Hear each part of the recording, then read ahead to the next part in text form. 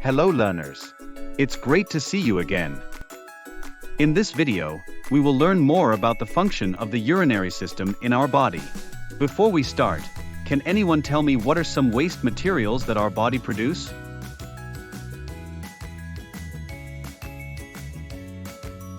I know.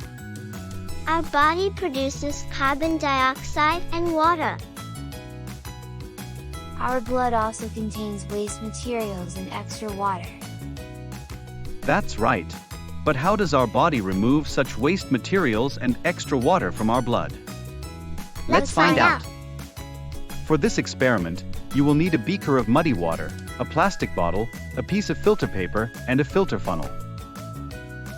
To set up, place the bottle on a flat surface. Then, fold the piece of filter paper into half before folding it into half again. By opening a side of the filter paper, you form a cone.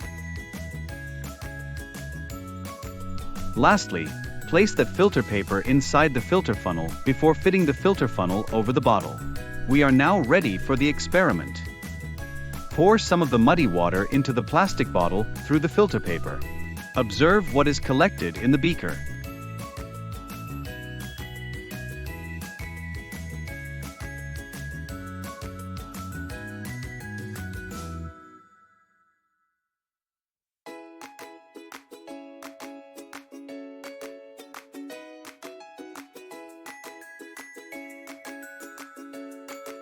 Pause and compare the water in the bottle and the mixture in the beaker.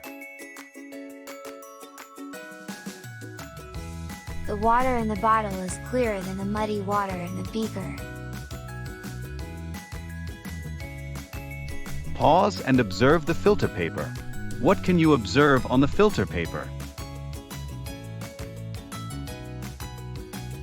There are also some soil particles left on the filter paper. Yes, that's right. The filter paper has trapped some soil particles from the muddy water, allowing the water collected in the bottle to be cleaner. In this experiment, the soil particles represents the waste materials while the water represents our blood.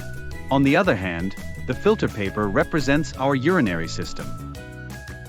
Hence, just like the filter paper, our urinary system helps to remove the waste materials in our blood from our body.